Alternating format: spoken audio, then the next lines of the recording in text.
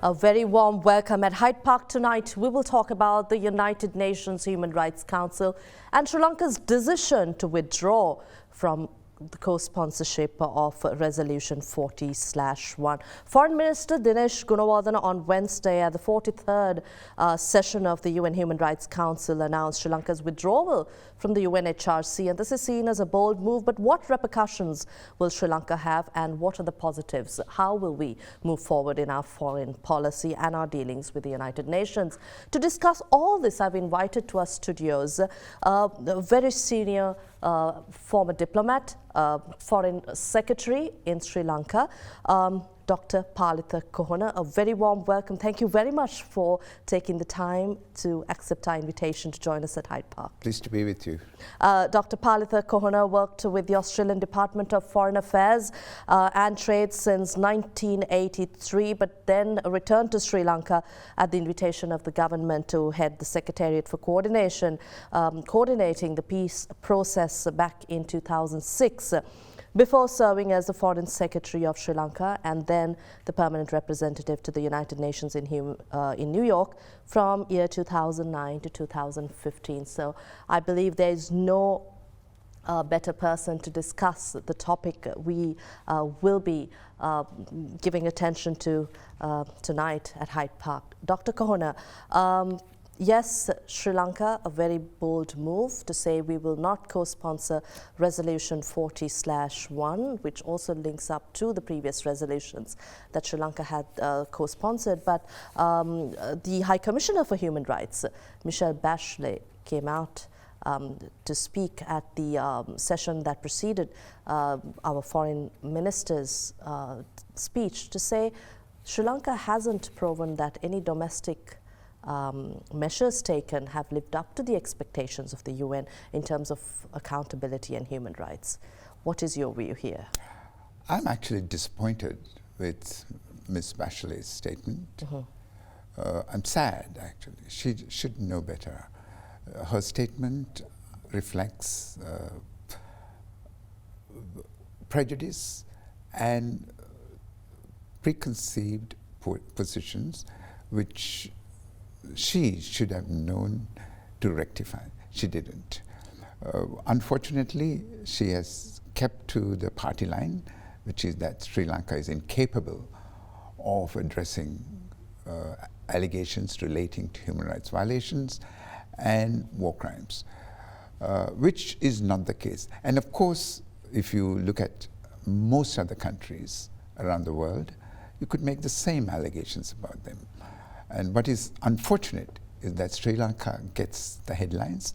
Sri Lanka is the country that the High Commissioner for Human Rights, Michelle Bachelet, targets in her statements, and targets in a very vicious manner. She has said that we are incapable, or we have not shown any propensity to deal with these allegations, which is not true. I mean, you can make these allegations about anybody else. You've worked very closely with Michelle back in New York, if I'm not mistaken. So you probably know very well how the system works, how she works, but this is obviously a coordinated effort. But how will Sri Lanka manage the situation going forward? How do you think these nations that brought Sri Lanka to admit and accept the process of accountability and the UN process will react to this? You raised a number of issues here, a number of very difficult issues. The UN did not react in this manner. Michelle Bachelet didn't react in this manner spontaneously.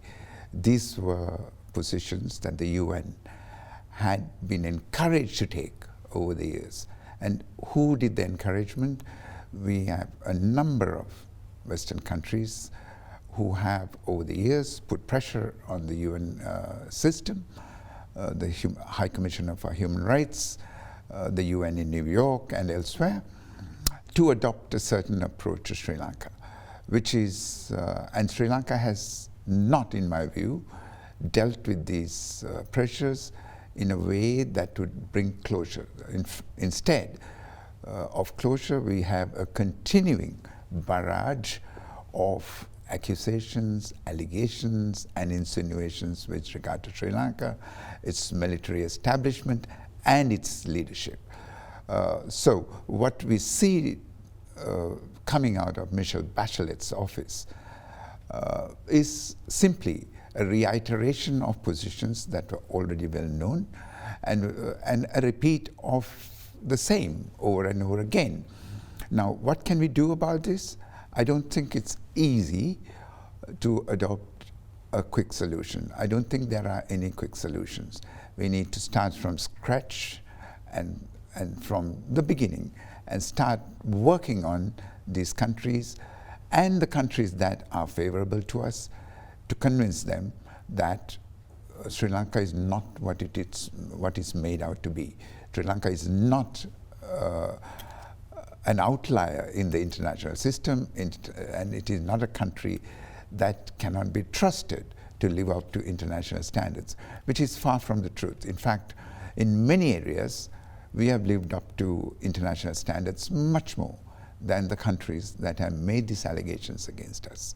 If you look at recent history, it's replete with instances, not instances, of periods when these countries flouted international law, flouted the international system, and committed aggression, committed vast, large-scale harm to civilian populations. And who gets the blame?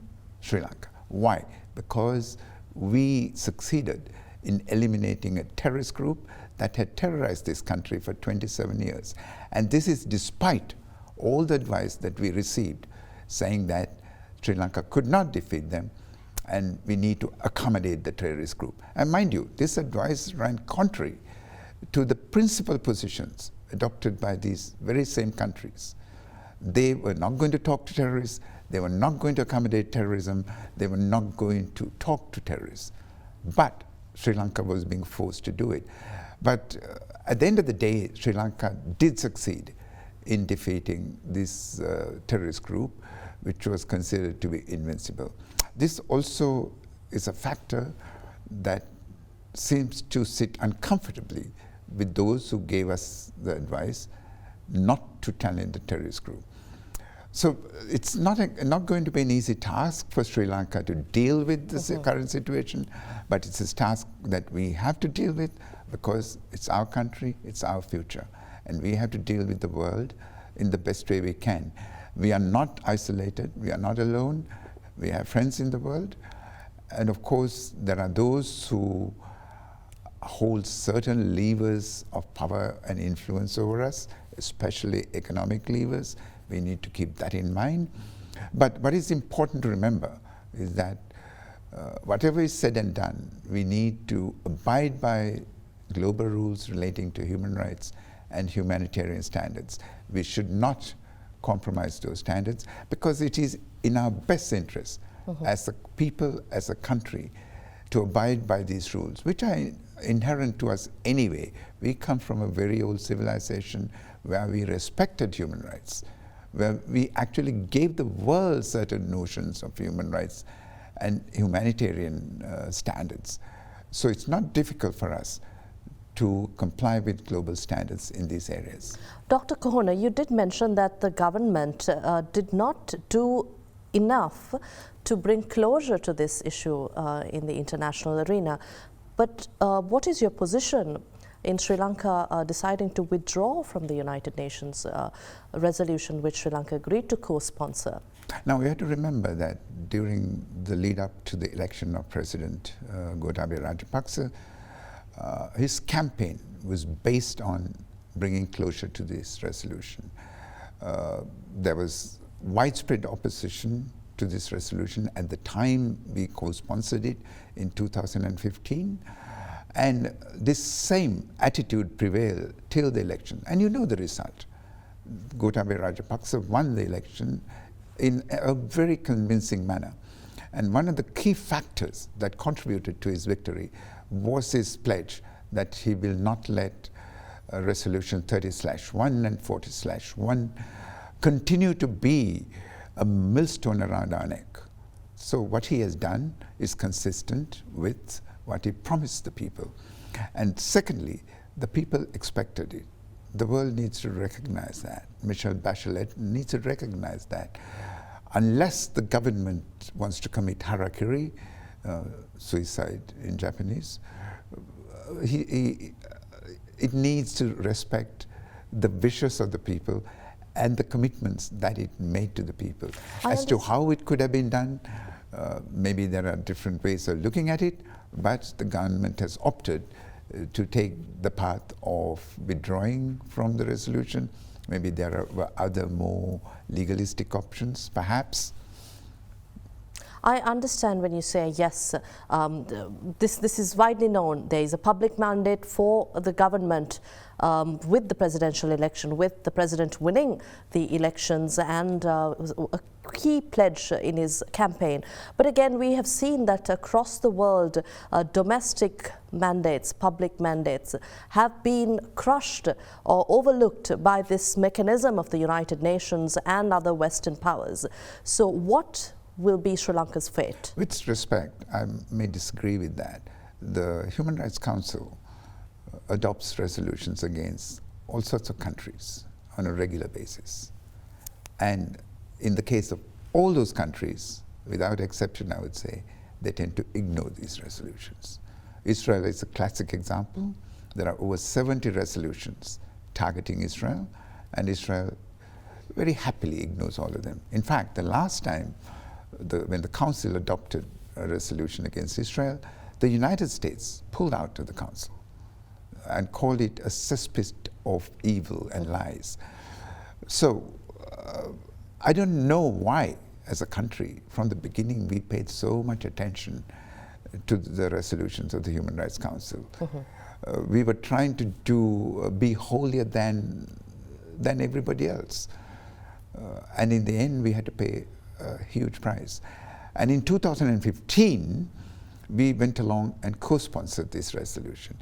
That puts us in a different category to, say, Israel or Belarus or North Korea or Iran, because here was a situation where the foreign minister of the country, and the foreign minister can commit the state, decided to co-sponsor a resolution which the vast majority of the people of this country were opposed to.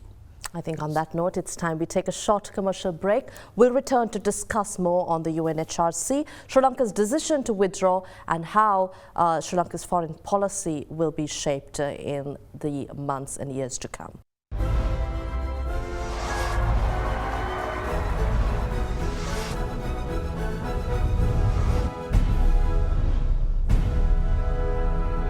Welcome back. You're joining us at Hyde Park on AdaDerana 24, and we've invited to our studios a former diplomat, a former foreign secretary of the country, and a very senior member of the Foreign Service, who is talking to us about Sri Lanka's decision recently this week to withdraw from co-sponsorship of the UN Resolution 40/1. Dr. Kohana, you headed the UN Treaty Section in 1993. So I believe you will be able to analyze this situation perfectly well, because yesterday, on Wednesday, when Foreign Minister Dinesh Gunawardena addressed the UNHRC sessions, he did say that the resolution was not in line with Sri Lanka's constitution, and that it had not sought cabinet approval in order to process this resolution. But with all this, Sri Lanka, regardless of government change, it is Sri Lanka, the state, that has entered into co-sponsoring this resolution. But aren't we bound to oblige or go ahead with our promise or pledge to the Council? There are 2 points here that I would like to mention. One is that resolutions of the Human Rights Council cannot be enforced, not by the Council, not by the High Commissioner. So they do carry a certain weight, but they cannot be enforced by those 2 organs of the United Nations. But come 2015, we go along and co-sponsor a resolution against ourselves. One could argue that there is at least a moral obligation on our part, that is the state of Sri Lanka, to comply with with the content of this resolution. But again, as I said earlier, there was a huge outcry against this resolution in the population of this country. We saw that outcry being reflected in the results of the election of President Gotabaya Rajapaksa. And then, of course, the other argument which the minister advanced, Minister Dinesh Gunawardena advanced, was that it was inconsistent with our constitution and that the co-sponsorship happened without consulting the cabinet or the president. All these things are good arguments domestically. Internationally, they may not carry too much weight, but at least we should highlight these things when we say we are no longer going to comply with the requirements of Resolution 30/1. But as I said, let me go back one step and say that, having said that, we also should do all we can as a country and as a people to comply with global human rights standards and global humanitarian standards. Michelle Bachelet, again, we go back to her speech. She says fundamental problem remains that Sri Lanka has not addressed impunity for past violations, nor undertaken security sector reforms needed, and that there is no guarantee that past human rights violations will not reoccur. What will Sri Lanka's argument be going forward? I think that's an argument that I cannot in any manner or form support, for the simple reason you cannot use past alleged defects in what we have done or not done to predict the future. If that were the case, you could say that about any country in the world, especially the countries that were behind this resolution. You could always point out what happened in Kenya during the Mau Mau rebellion or the invasion of Iraq, etc., and say, how can we trust these countries to do the right thing in the future? We don't make that argument there. In that case, I don't think it is fair or just to make a similar argument in the case of Sri Lanka. Things have changed. We are no longer at war, and the country is on the path to recovery and prosperity. And I do not think that it's appropriate for the head of a UN agency of this nature to even make a statement like that, because it casts certain aspersions which I don't think a proud sovereign nation could tolerate and accept. We go back to the past weeks. 2 weeks ago, we spoke about the United States entry ban on Army Commander Lieutenant General Shavendra Silva, which came out of the blue. But there was a lot of discussion about this, even with the appointment of Army Commander, with the United States and certain Western countries issuing statements against his appointment. But the government of Sri Lanka responded that it was a sovereign decision. It was a decision of a sovereign nation. But with such bans and decisions taken by Western nations, are we expecting any reaction from the West going forward to Sri Lanka? How will Sri Lanka manage this situation? I think Sri Lanka must be prepared for any repercussion arising from our decision not to comply with Resolution 30/1. At the time, you recall that I certainly was very critical of the decision to ban or deny a visa to General Shavendra Silva. Yes. I did not think it was fair, or it was based on fact. It was based on allegations which up to now, in my view, have not been authenticated or proven in a satisfactory way. So, given that background, Sri Lanka must be prepared to deal with any consequences flowing from this decision with regard to Resolution 30/1.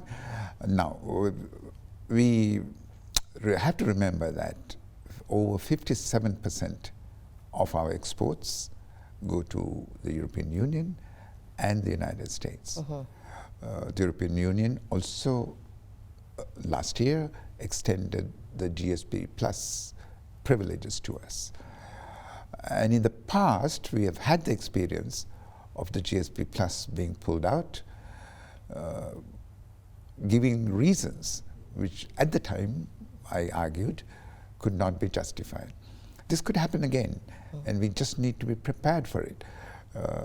And I mean, we can get into a big economic argument on how best we can deal with this situation, but I hope we won't have to come to that.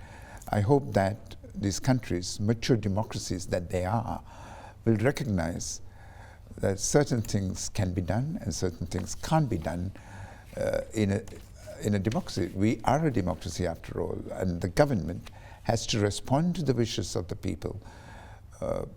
And this might create situations which are not to the satisfaction of those who pushed for this resolution. But the domestic situation of this country also needs to be kept in mind, and it's very important that they do so. Right. On that note, let's take a short break at Hyde Park. To stay with us.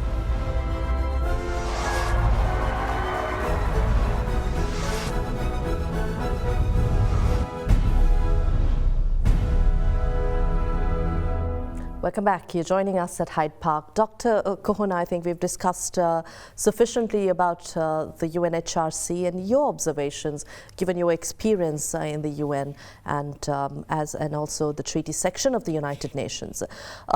If you move on to talk about Sri Lanka's importance in the region and Sri Lanka being in a geopolitical hotspot caught in the middle of a tussle between all these superpowers, and US President Donald Trump's visit to India recently with the renewed interest and China and Russia also in the scenario. How do we manage this situation, Dr. Kohana? Our foreign policy, the campaign of the president was that we will revert to a non-aligned policy. And you continue to reiterate a quote from Winston Churchill.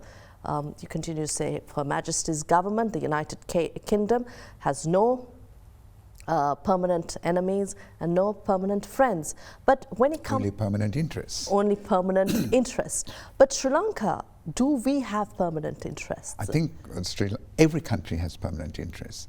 Our sovereignty, our independence, our territorial integrity are permanent interests that we have to maintain and defend and advance. There's no question about compromising on any of those things. And when we come under pressure from the big boys in the backyard, we have to always keep in mind these factors that have helped us in the past and I'm sure will be helping us in the future.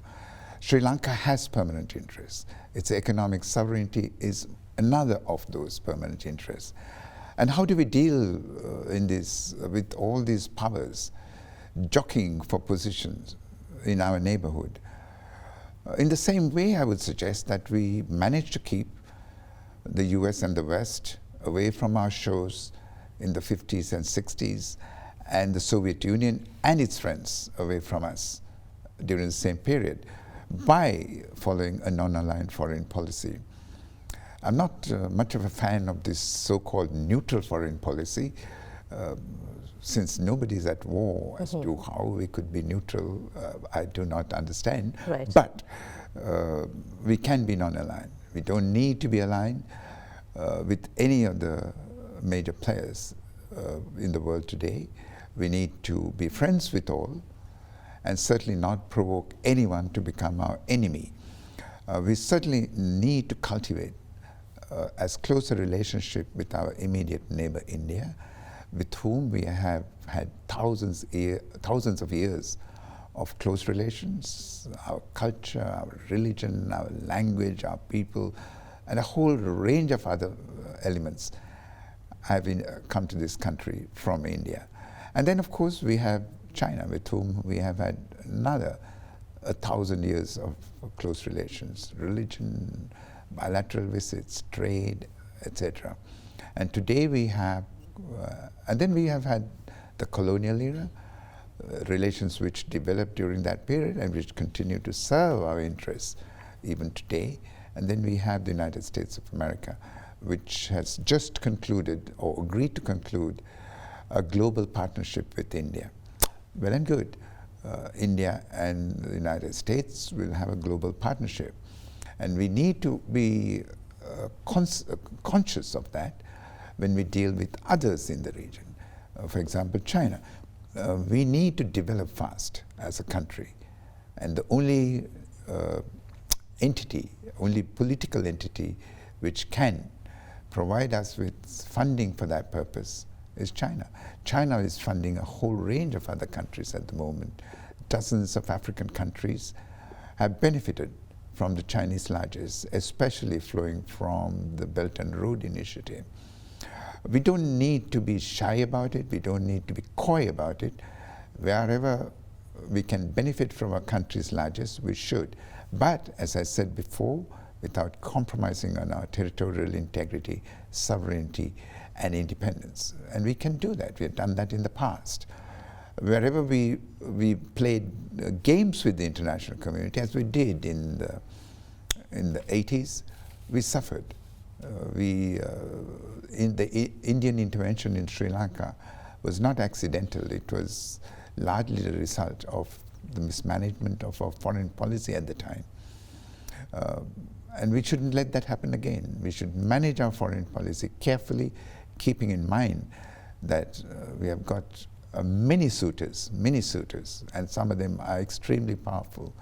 But we need to balance the interests of those suitors plus the vital interest that we must have in our independence, territorial integrity, and sovereignty. You spoke about our permanent interests as a nation, but have we sent the wrong message outside with government after government taking foreign policy, foreign policy direction taking different turns? At times, defense has taken the forefront of our foreign policy decision making, but during the previous government's regime, we did see certain changes in dealing with the foreign nations. How do you think the present government should manage these challenges? And as a nation, how would you look at Sri Lanka having continuity in foreign policy, consistency in foreign policy, and how do we inculcate it in our governance going forward? You touch upon a very important fact. In foreign policy, there must be consistency. If you look at the United States, whether the Republicans come into power or the Democrats come into power, there's a certain consistency in their foreign policy that you can predict. It's predictable. Currently, we have a president in the United States who doesn't play by the rules, but that's a different matter. But I'm sure the United States as a country will fall into its regular groove in the not so distant future. But Sri Lanka has to remember that it's a small country with very important national interests to protect and advance. Therefore, for us, playing games with foreign policy is not an option. We need to have consistency and predictability in our foreign policy. We cannot wake up one morning and say we don't need financing from one country and hope to get it from somewhere else. As we know, in 2015 we did exactly that, and we were the ones who suffered in the process. The financing and the largesse that we expected from a certain part of the world did not eventuate, and we had to return to the country that was funding us previously. And of course, this doesn't do well for those who look upon Sri Lanka to deal with the world in a predictable and consistent manner. We had to remember that a country's foreign policy is what the rest of the world relies on when it deals with that country. And if we keep on chopping and changing, we create uncertainty, and that does not make the space for cultivating good friendships. And it's time we take a short break. We'll return soon.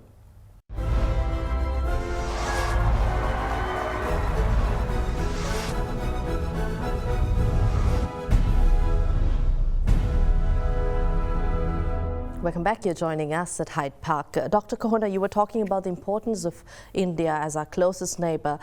Just recently, Pakistani High Commissioner in Sri Lanka insinuated that India was holding Sri Lanka back from developing to a level akin to Singapore. Of course, we understand the political challenges that Pakistan and India has, but how do you look at this statement?